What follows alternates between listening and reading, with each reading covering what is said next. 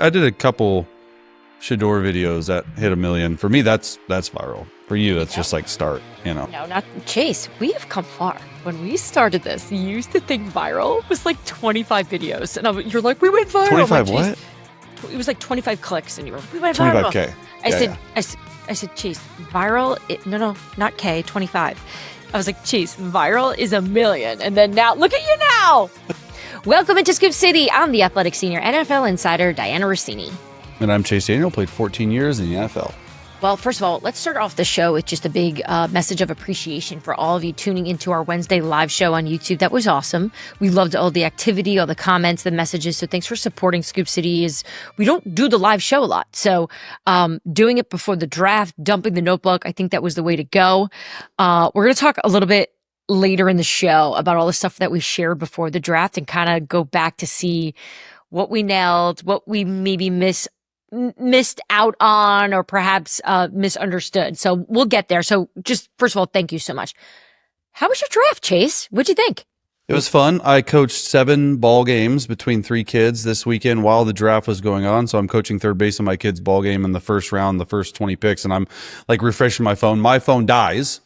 And I'm like, no, I'm trying to coach, which I'm very, very much into the game too, right? Like our kids played awesome. Then I go walk down the third base dugout, get my wife's phone, log into Twitter on her phone, and continue to follow it because that's the only way I can. So it was an interesting weekend, to say the least. Well, I'm going to be sending you one of those Mophie battery chargers because you know I live by that thing.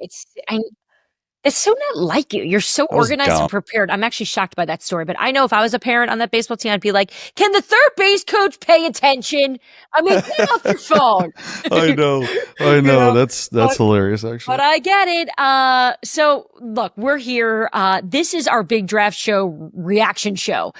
Chase and I spent the weekend talking all about it, and we finally are like, all right, let's do it. Let's wait to Tuesday morning. We'll drop all this and get right to it to give you all of our feedback. And it really gave me a few days to actually collect some information too for us because so much was happening behind the scenes. We saw a lot of the draft rooms, but there's a lot more going on than you even realize. So let's just get right to it. Let's dive into it. Here's what I'm hearing around the league.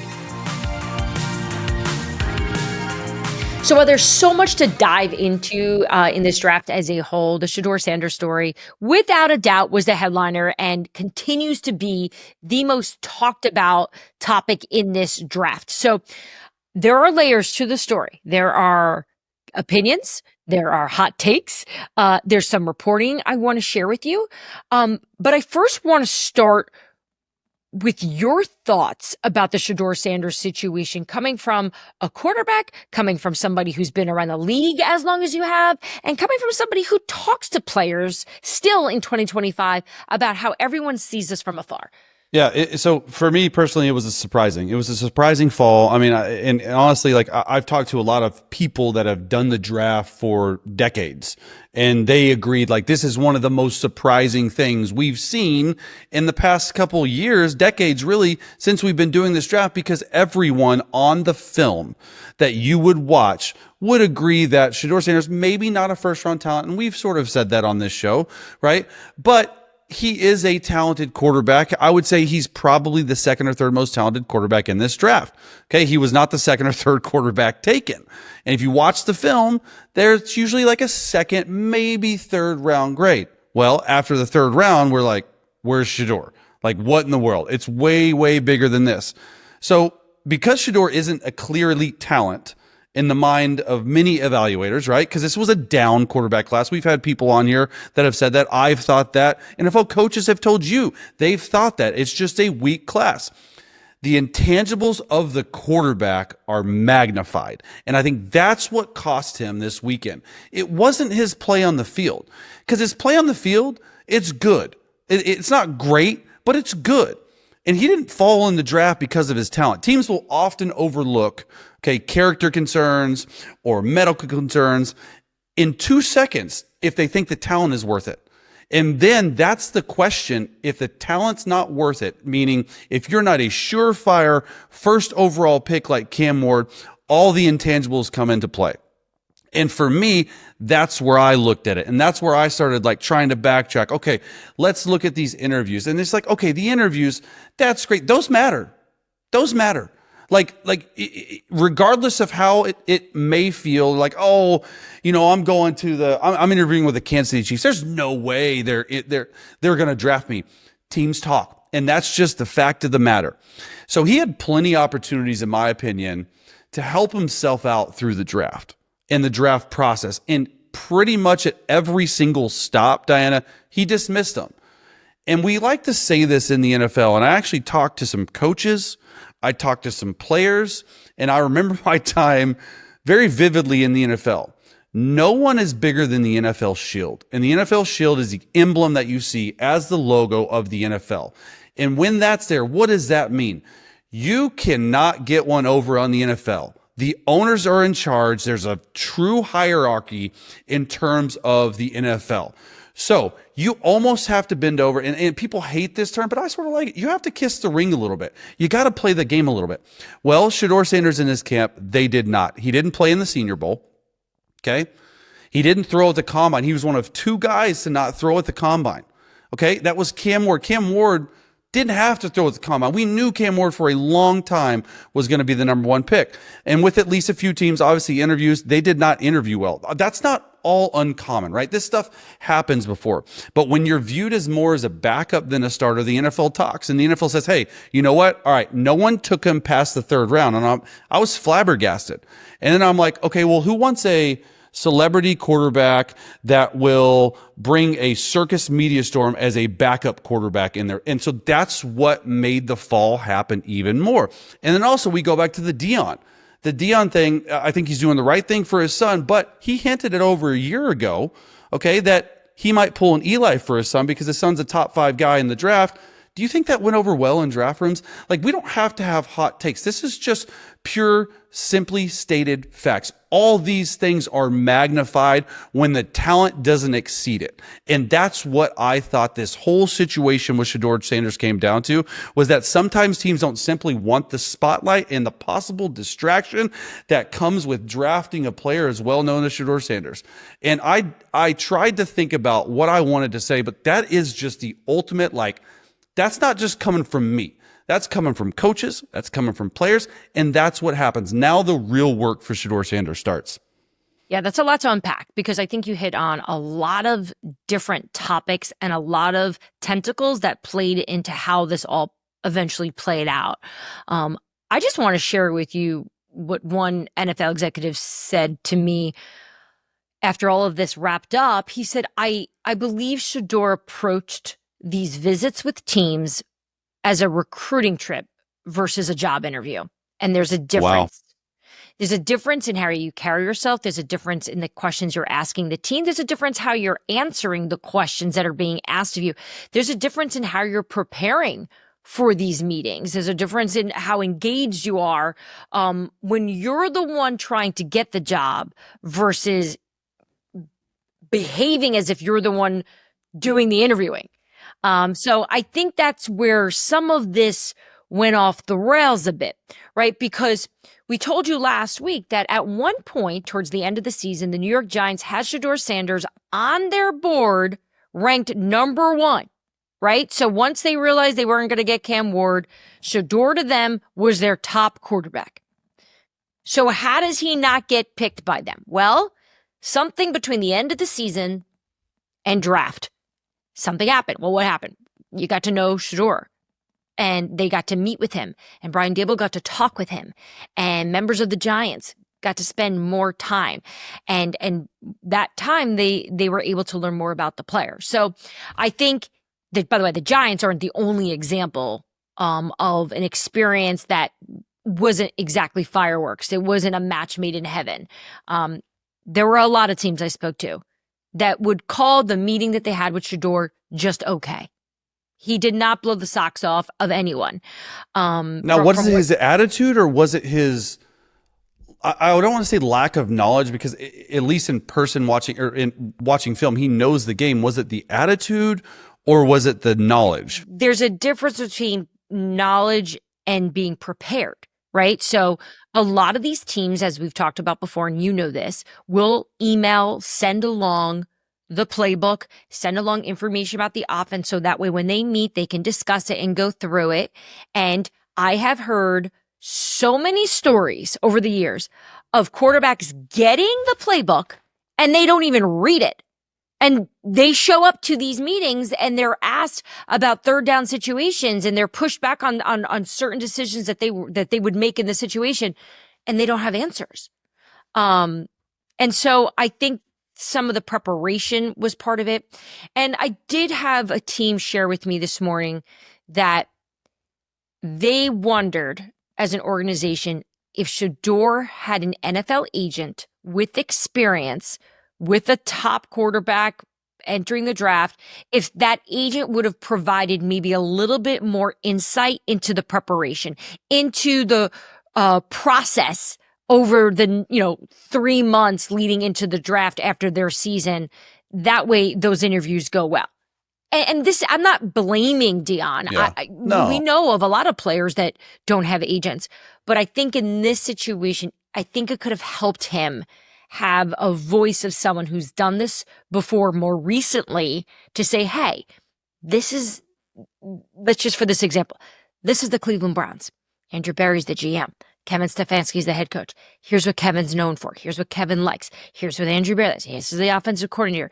It's just working together so it's the absolute best presentation when you're sitting in front of that team. But again, it's got to be about the presentation to the team, not you sitting there interviewing the team as if they're lucky to have you. Yeah, that's such a good point, Diana, because it's just one of those things where we were talking with some of my buddies that had played football, and we're like, hey, because we didn't really know that Shedeur didn't have an agent. We figured Dion was doing it, and that's great. But if you don't know exactly where you're going to go in the draft, I would say get an agent. And there's a lot of players out there that are for agents. There's a lot of players that are against agents.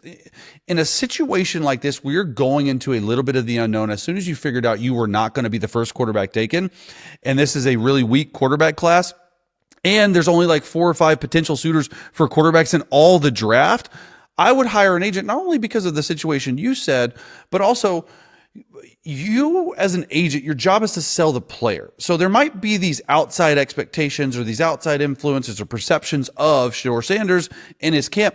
You can help smooth those over. So you're not the one, like the dad isn't the one talking to the team. And there's a little bit of blurred lines of communication at times, because you even heard it and we've heard it. It's really difficult if a team is negotiating with a star player, say Lamar Jackson, and the team is trying to win the negotiation. Lamar Jackson doesn't have an agent. He's trying to win the negotiation. There might be some really uncomfortable conversations that need to be had on where the team actually sits with their evaluation of Lamar Jackson, because they don't want to pay him top dollar, because teams never do, even though the Lamar Jackson expects it and deserves it. So I think there's a little bit of blurred line of communications. I think an agent would have been nice. Yeah. And then you look at where he landed, right? The Cleveland Browns. I did not ever get any intel that the Cleveland Browns had him ranked high on their board. I think they saw that he was available in the 5th round. They met, they discussed it, and they went for it. And they took a chance that maybe he can turn into something and be a player. But that tells me something too, though, about Cleveland, right? Because it's not like they picked him with this conviction, the way we've seen other teams go after their quarterbacks. So, look, I think from Shedeur's standpoint, everything he's done since he was drafted, I loved the way he celebrated when he was picked by the Browns. I was not expecting that. He was super excited. I initially saw it and thought that it was like the wrong clip or from something else or an AI thing. Like, I just remember being confused, and I was like, this is cool. That he was really so grateful in that moment to be doing that. And if you were him, like, before we move on to talk about the rest of the draft here, what piece of advice do you have for Shedeur Sanders as he enters the NFL? Look, that's a great question. I think for me, it's time to put your head down and work. Like at the end of the day, don't let your past be your past. You learn from it. You move on. Were all the things done properly and correctly? And do you think he probably wishes he wants a few things back? Yes. That being said, you are on an NFL roster. There are about 100 quarterbacks in the world right now on NFL rosters. When the season starts on the 53-man roster, there's usually around 68 to 75 quarterbacks on a 53-man roster in the entire world. You have a chance to be one of that. And he should always in his mind, and I'm sure he's thinking this, want to start. But let's just put that to the side right now. Right now, when you come into the door in Cleveland, you are quarterback number 4. Joe Flacco, Kenny Pickett, Dylan Gabriel, which you even heard Andrew Berry say, we weren't thinking about taking 2 quarterbacks then. It was just such a deep discount. We're going to take Shedeur Sanders. So right now, you're a 5th-round quarterback. 5th-round quarterbacks get cut all the time. 5th-round quarterbacks make it out to become amazing starters. There's levels to this. The first level is just going in and learning the playbook. Because honestly, Dianna, this is a fascinating situation, and I just want to take viewers inside, so give me 2 minutes to explain this. When he gets into training camp, Shedeur Sanders is quarterback 4. Quarterback 4 gets 2 reps a period in training camp. There's 4 periods in a normal NFL practice. That means you get a total of 8 plays. 8 plays a day in training camp practice. That is nothing. A starter gets 60. So in those 8 plays, remember, there's going to be runs, there's going to be screens, there's going to be all sorts of stuff. So you might get 4 passes.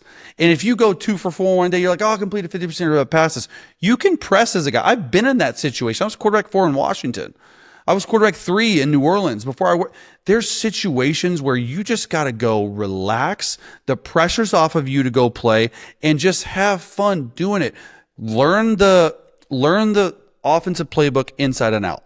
And I think there's just steps to this. Your first thing should be beating out Dylan Gabriel if it's an actual competition. Because sometimes, you know it, these 3rd round, 2nd round, 1st round picks, they are just given the job. Dylan Gabriel will be given, till at least to start, the number 3 quarterback job behind Kenny Pickett, depending on what happens. So just work your tail off, man.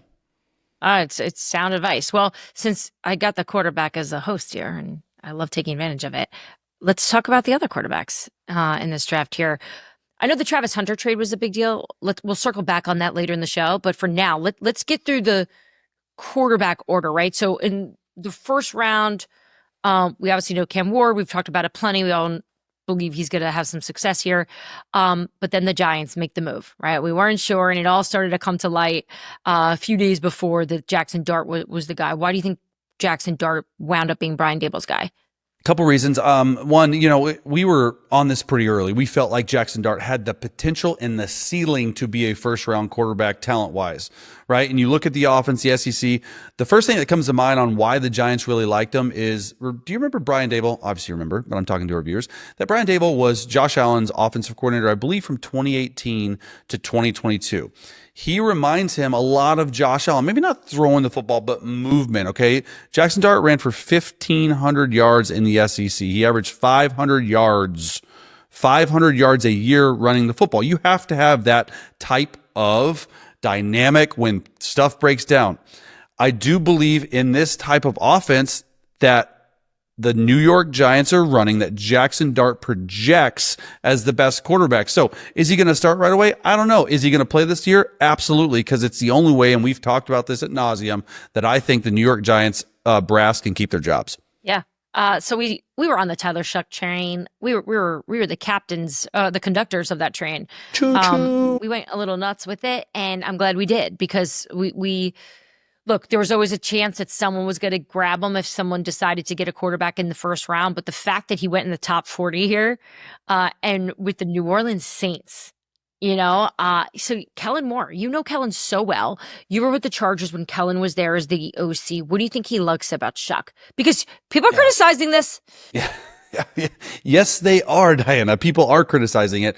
And, we talked about it, specifically you were on it. I was just following. I was a bandwagon. I got on as soon as you got on. I'm like, let's go. No, but you watch him on film, and the arm strength, the arm talent stand out. And the footwork is excellent. Probably the best footwork in terms of quarterback footwork in the entire draft.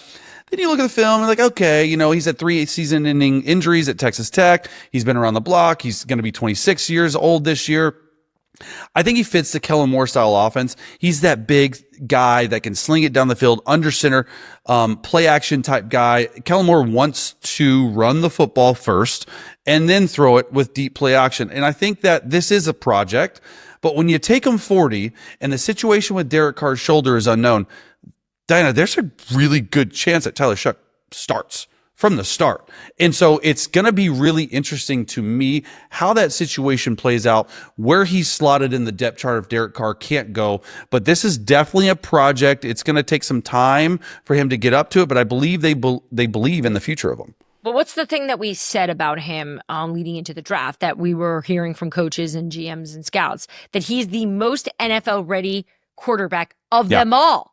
Yeah. So it would make sense for the Saints if they've got some question marks about the future of Derek Carr, and we'll see how that all unfolds. So, from the other quarterbacks taken in we'll just say the 6 rounds here, right? So Kyle McCord, Will Howard, Riley Leonard, they went in the 6th round. Jalen Milroe went in the 3rd round. I was going to say Jalen. Yeah. Right? So tell me what your thoughts were there, because I think we thought he was going to go higher, perhaps. But he landed in the 3rd round. What were your thoughts there? Yeah, love his fit in Seattle with Kubiak. I think it's an awesome, like you think of Kubiak's offense and you just think of this man can think of anything and get to do it, and fits his offense to his quarterback so well. I know Sam Darnold's a starter, right? But this is a really interesting project. And I say project because he doesn't have to start right away, but you better be sure he's going to find the field because his feet are dynamic. He is one of the more dynamic runners I've ever broken down in college. And I do think this is a really good fit. I think round 3 was probably about right based on his ceiling. Like we were talking, hey, round 1, round 2, if someone really fell in love with him, team's like, not so fast. So it is interesting for me how Kubiak's going to use him, but it's a perfect fit for him up there. Like it's bad weather. You don't always have to throw the football. You can have a run game with it, all this stuff. So I do like him going there. Well, we had thought that the Steelers, we had not thought, we never talked about it here, but I think a lot of other people thought that the Steelers were going to be in on Shedeur. I saw a lot of people talking about it on television, that Tomlin likes them, and then, they had every chance to grab them and they didn't. Right. And a lot of the reasoning is I don't think they believed he was a good fit, but also we've got this Aaron Rodgers story hanging over still, right? They still feel good that he's going to land there. And we talked about how Kirk Cousins has also had communication with the Steelers. At least the Falcons have talked to Pittsburgh about that being a possibility. So we're still waiting, and nothing's really going to happen until Rodgers makes a decision, and the Steelers feel like it's coming soon. So I can tell you they're talking. The communication, I was told, is really good between both teams. Art Rooney came out recently, spoke on the radio about he thinks this is going to work out. Again, thinks, hopes. Yeah, just like when. Like when. Just when. Because Aaron has all the leverage now because they need a quarterback. Correct. And meantime, George Pickens, he's on the trading block. Like, teams are calling about him. The Steelers are calling teams about him. Could the Cowboys make sense for George Pickens? They had conversations, but nothing came to fruition. Nothing.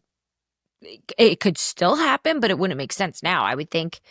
Now that an interesting thing, just a quick nugget that I heard about George Pickens from a very reliable source is that George Pickens, he actually likes his time in Pittsburgh because of Mike Tomlin. Mike Tomlin and him have a very strong relationship, is what I'm being told. And I don't mean to put on my insider hat, but I heard this today. It made a lot of sense. I don't know if George Pickens' antics could fly anywhere but the Pittsburgh Steelers and his relationship with Mike 100%. Tomlin.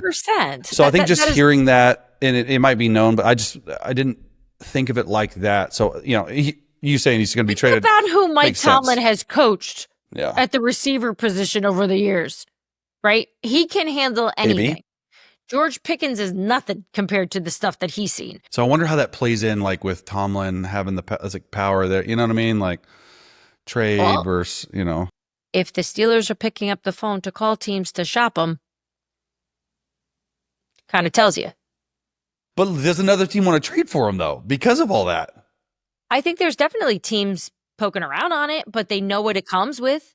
That's why the price is going to be interesting if they're able to get a deal done, right? Can they get a 2nd round pick out of that?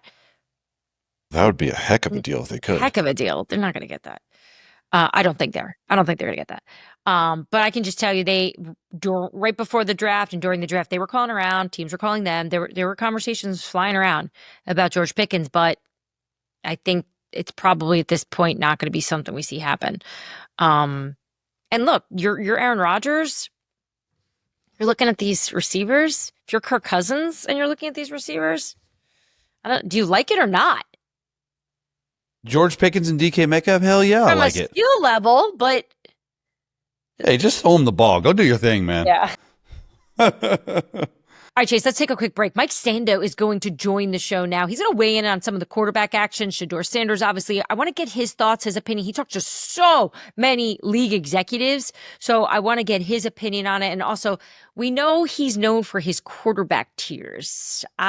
I want to see what he thinks about this upcoming quarterback tier that we're going to see later in the summer and kind of some of his early predictions. We'll take a quick break.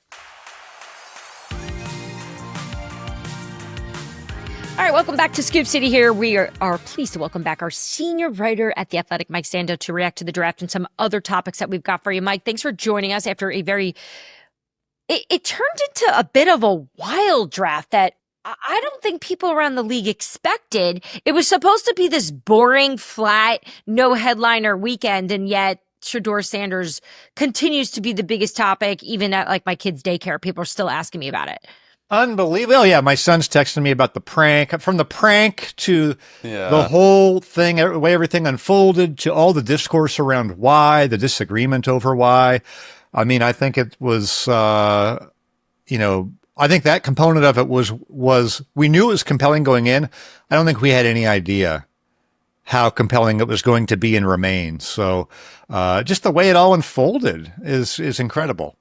Well, you spend so much of your time talking to people making these decisions, people that are in these war rooms. On the topic of Shedeur, we'll start there.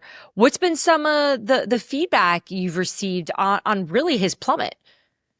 So going all the way back to the combine, when he interviewed there was a lot of stuff that came out about, God, the interviews were terrible. And I sort of thought at the time, hey, you know what? People still just take quarterbacks early. Don't overthink this thing. He'll go early. But there were a lot of people who didn't think the evaluation was worth the first round pick. Again, they push him up all the time. So I think that there's a big gap between the team evaluation of him as a player and then what the dynamics of the quarterback position require and what you want there than was probably appreciated in the media.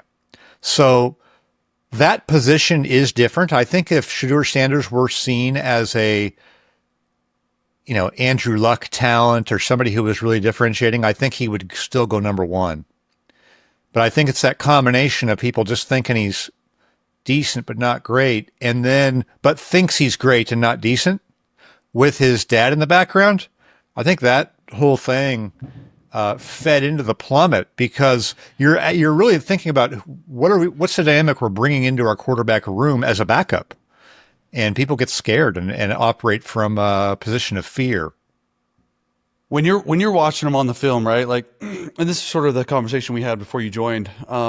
I feel like he was probably like a second or third round talent, third at least, when just turning on the simple film. But with all that comes, and we talked about the intangibles come, right?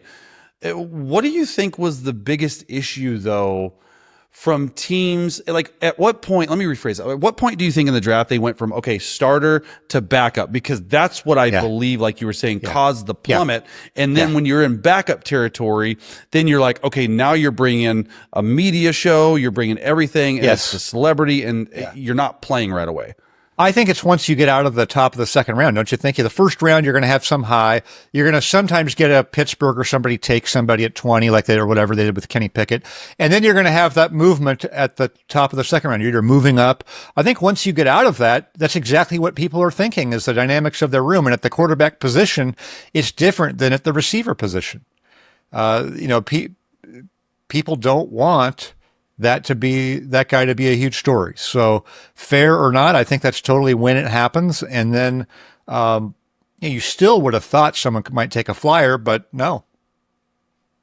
Like right before the draft, I had so many people in football saying, "There's no way Cleveland's going to trade out." Like everyone's calling, but they're not going. They're not going to move because they want Travis Hunter. They know Travis Hunter's that special. And then as we got closer, we found out that that deal was actually done weeks ago.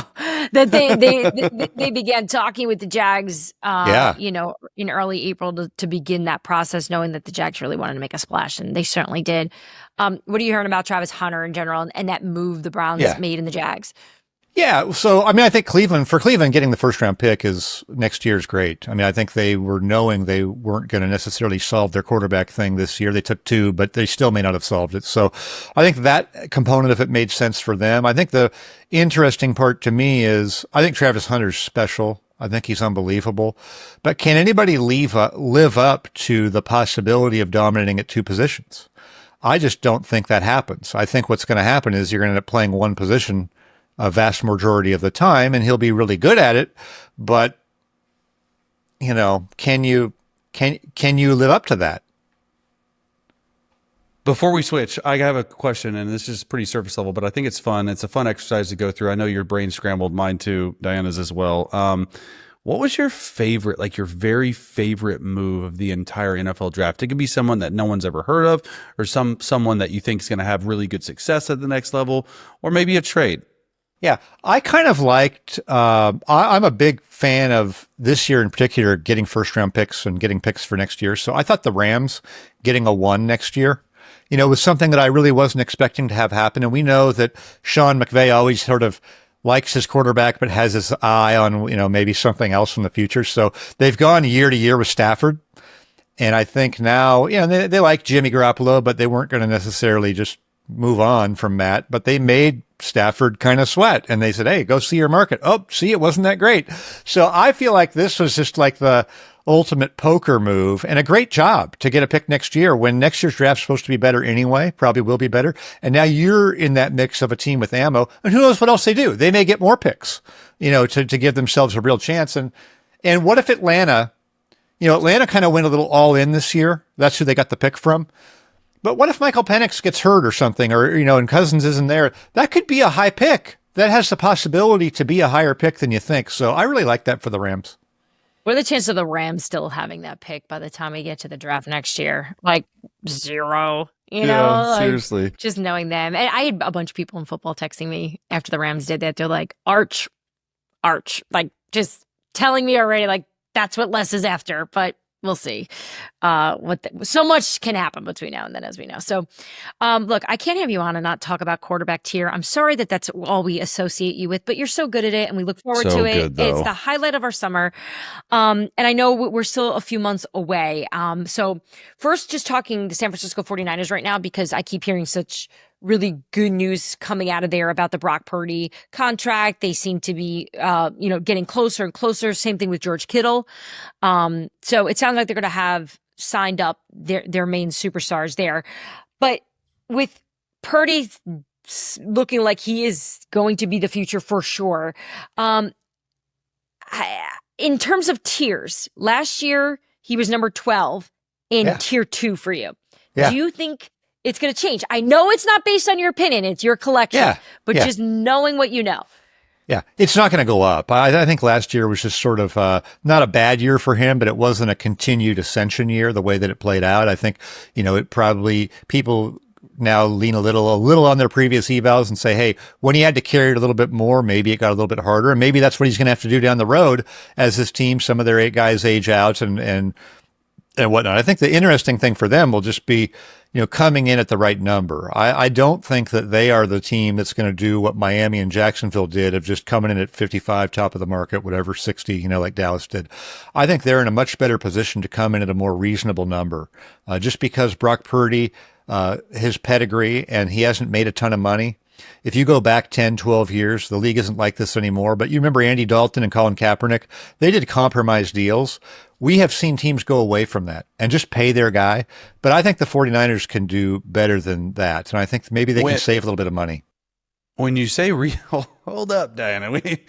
When you say reasonable deal, Okay, I'm a huge Brock Purdy fan. What do you see that as? And I might have another question. Yeah, I would say that it would be closer to 50 than 60. Do you agree with that?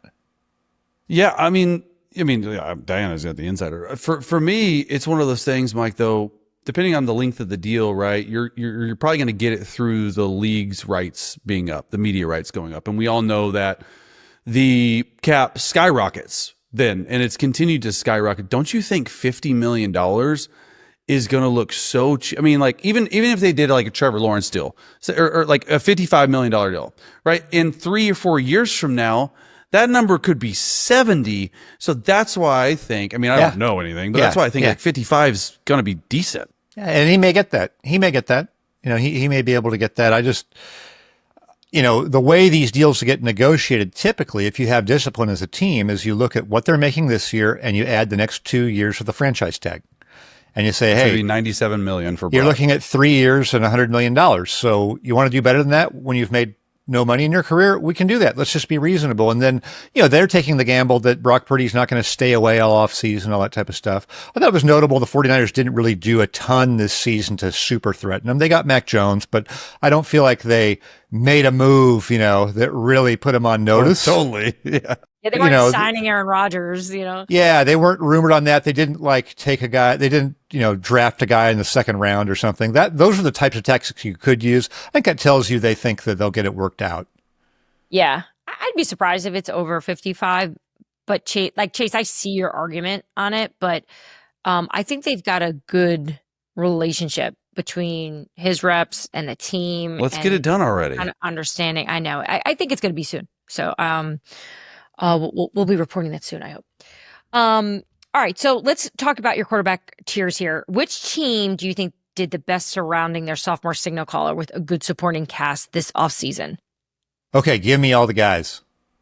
We got to go through it. Caleb Williams, Jaden Daniels, Drake May, Michael Penix, Bo Nix, J.J. McCarthy. I would say, I think Caleb Williams, you got to start there because love that. I think that the moves they made might sometimes be criticized, but there's a lot of trust in Ben Johnson. I think that when you look at it through the lens of the head coach and the trust that we have in him to make use of these guys, I think those are a couple of moves with the tight end early, the receiver early, that I would be surprised if we're talking about in a year how they didn't use those guys well, right?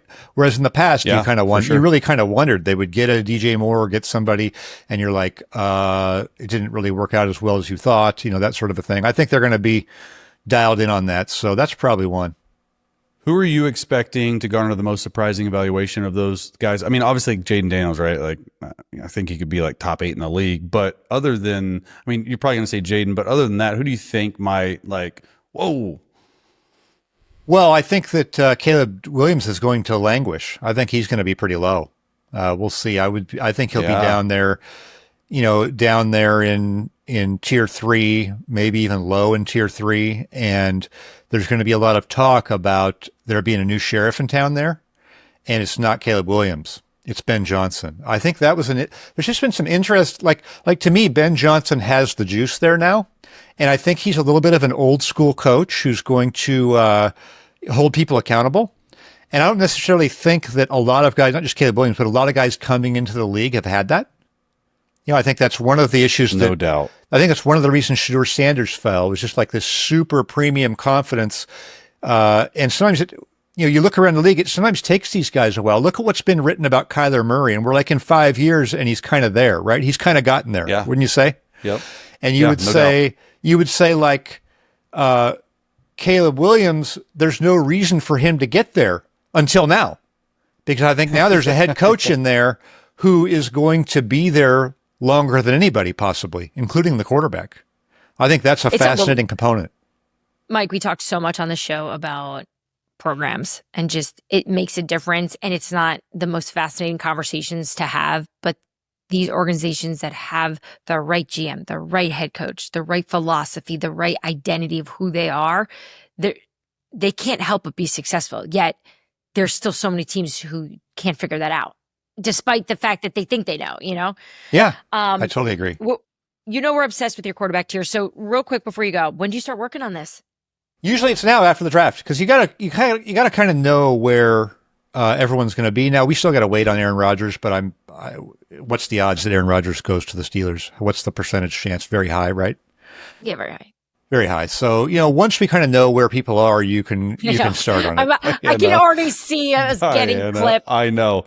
You didn't want to say anything. I put you on the spot. Like, it's going to be everywhere. Headline, very high. Very high.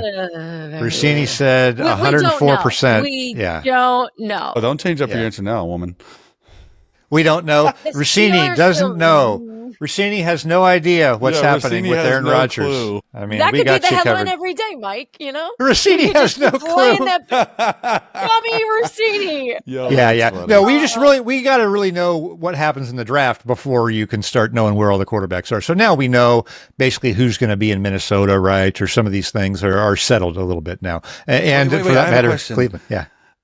Sorry, I thought about this because there has been a lot of talk out there. Where do you think Mahomes goes? Like he's probably staying in tier 1, but like he's staying in tier 1, but like people are trying to say like because of a down year, he's not still the best quarterback in the NFL, and I think they're crazy. Oh yeah, I think it'd be unanimous tier 1 again. I'd be surprised. Okay, very surprised. I can't wait to follow. People don't really come off of that. The quarterback tiers is a little bit. There's a little lag to it. It's not reactionary. You know what I mean? No one's like, oh my gosh, this guy had a good second half of last year, tier 1, And other people are kind of like, hey, let's see another year. So I don't even think Mahomes is perceived to have declined necessarily in the league. I mean, that's just my opinion.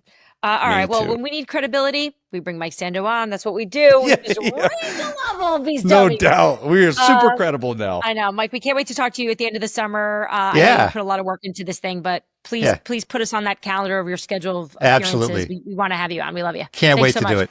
Thanks. All right, back here on Scoop City. So I feel like we touched on a lot of the big stories coming out of the draft. Sando's just always so great talking about the quarterbacks. I can't wait for the quarterback tiers to come out. But let's just wrap this up since this is it for draft talk, really. I mean, unless something wild comes out that we uncover, this is it, buddy. This is it. Yeah, this is all right. So I'm done talking about the draft, Diana. I know. You've been doing a lot of it. So let's just do a drive-by then. Biggest winners and biggest losers of the draft. Let's just bundle this sucker up. Can I go first on my winners? Yeah, because I have 2. You have 3. Yeah, go. My winners, I'm going to begin with the team I think that did the best. And look, who knows what that means, but I had somebody, I think it was Shough recently, said on his podcast, sometimes you got to eat your vegetables. I think the New England Patriots are eating the vegetables, right? Hey, that's a good one. Right? They're doing the right things here. And I just love, look, we've talked about this on the show. Before free agency, I was on the show saying, I don't think the Patriots are going to be very good. We got to give them some time. But I'm starting to lean into believing that they can be better than what we're expecting. Or at least what I've been expecting from their moves in free agency, how they're drafting. Will Campbell gave his interview and said, I will die for the quarterback. And I just said, well, that was my great amazing clip, that by the way. Is just the blood of what they want to be. Like that is exactly what they're trying to be in New England.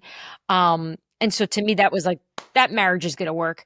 And granted, I know it's just words and there still has they have a lot of work to do in New England, but just what they did, they were able to, to get a running back, a star running back, by the way. I was shocked. Yeah. It was impressive. Yeah. So I walk away thinking New England had a really strong offseason. Yeah, I'm with you. I think the draft is, I mean, they're top 3 for me, sure. No doubt about it. Biggest winner for me, look, Giants, great draft, but I'm going Chicago Bears. I think they are the winner of the NFL draft. I know, Sando was talking about Caleb Williams. I think the winner was Caleb, Ben Johnson, the Bears. And I know we say this every freaking offseason, Diana, but this just feels a little different. Okay, the plan they had to build this team around Caleb was very, very evident. It started in the offseason, in the free agency period where they signed Drew Dahlman to the second highest paid center. Okay. You get those interior 3 guys by trading for Joe Thuney. You trade for Jonah Jackson. Those 3 interior guys are the bedrock of that offensive line. And then the first 3 picks, you go offense. Colston Loveland, okay, a tight end out of Michigan. I love this pick. It seems high for a tight end, but when you look at his skill set along with Cole Kmet, when you go back and you watch Detroit Lions film, a lot of 12 tight end, sort of Sam Laporta-ish with Colston Loveland, can block, can run, all this stuff. When the team's in 12 personnel, you can play base defense, which is 3 linebackers, or you can play sub defense, which is 5 DBs, and you can pick and choose your weapon. So you put those guys, and then you have Luther Burden from the University of Missouri that they get at 39. They steal him. I thought he was a first-round talent. Debo Samuel with the ball in his hand. You pair him up with Rome Odunze and DJ Moore. You got your offensive lineman, second round, pick 56 as well.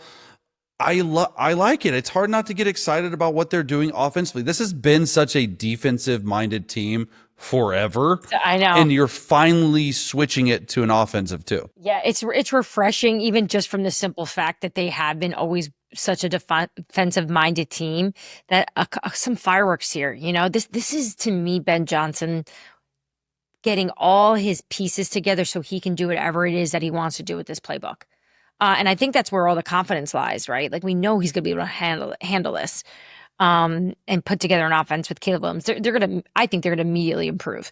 The Houston Texans, to me, were up there as a winner. And I know you're going to push back and be like, well, the biggest question they really didn't address is improving their offensive line significantly, Yes. right?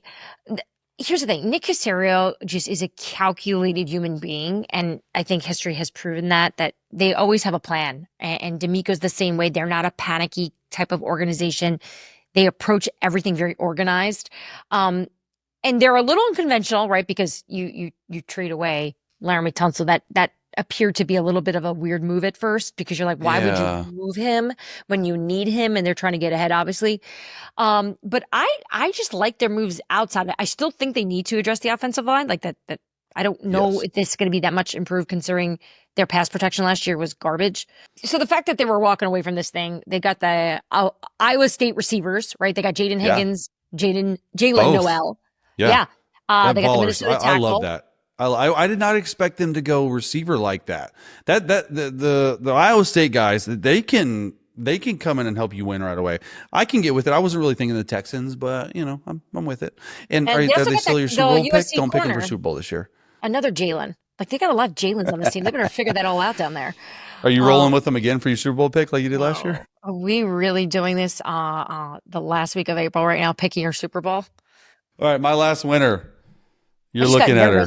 Smile. Dianna Russini. You crushed it.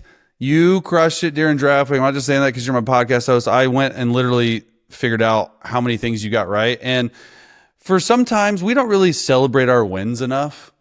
And I feel like we need to celebrate our wins. All right, Falcons want to go defense and pass rush specifically. You think? Look what they did. All right, Denver sticks and picks. Duh. Shedeur falls out of the first, 5th round pick. Steelers don't take Sanders. You were definitely on that. Dart as Dayball's. Tyler Shough, Jaguars moving up for something electric, under 2.5 round pick. Like, Saints taking a quarterback later, not the first round at 9. Like you said, they're probably going to go tackle or defensive tackle. The Giants take best player available and get the QB. And there's more. I'm just done reading because your head's getting bigger as I'm talking.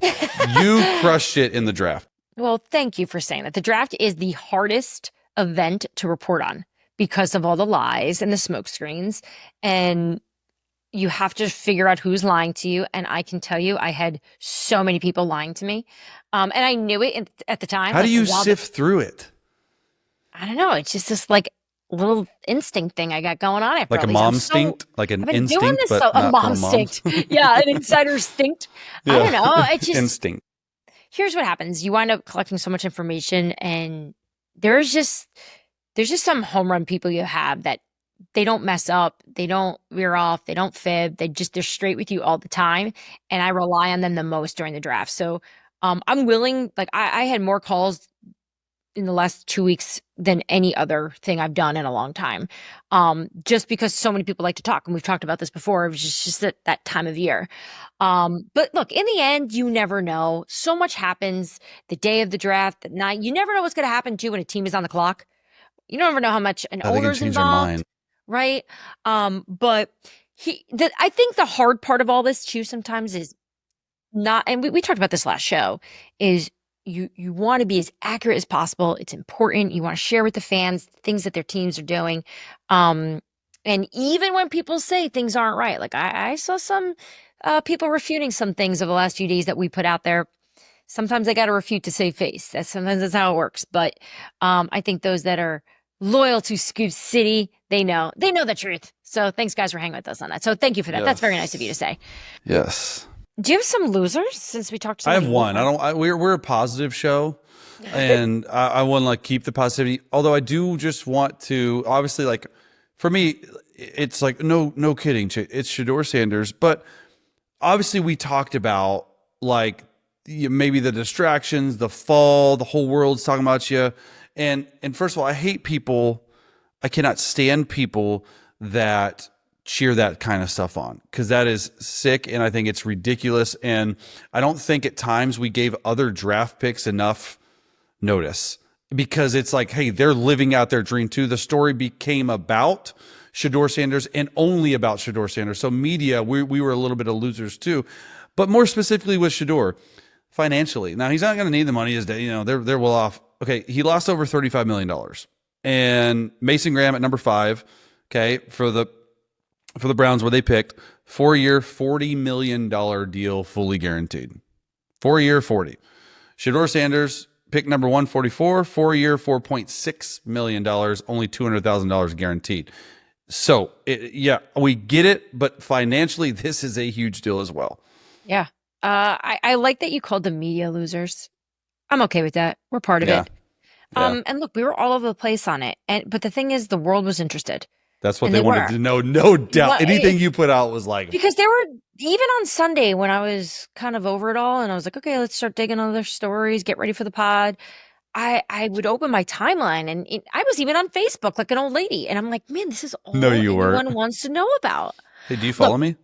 When my dad, who does not like football or even follow football, texts me what's going on with Shedeur, that's when I know it's breaking. The general fan was super interested. Yeah. Look, when and I say the media, but the reality is they won because the draft was like the second most watched draft in like the last decade. There were more people watching the first round of the draft than there were the NBA finals. The draft where you actually, there's no football going on. You were picking players for your team. And that had more viewers than the finals. I watched a Bill Burr clip recently about the draft, and he said, people actually watch this thing. It's like going to a graduation and you don't know anyone graduating. It's such a good point. Like, that's so the draft. But we loved it. So thanks for hanging out with us on Scoop City in the lead up. We were working hard. People behind the scenes here on Scoop City were working really hard. We were just trying to get you guys as much info as possible, especially as a new podcast. There's so much out there, so we appreciate you guys tuning into us. The off season begins for us, so here we go. We've got some big things planned, some exciting things coming up still. Look, we got another few weeks here of some movement with some players, with quarterbacks, so we're going to keep you guys posted on all that. And for now, that'll do it. Make sure you comment. We want to be more open in our mailbag, right? Because we started to do it and we were busy with it, and then news happened.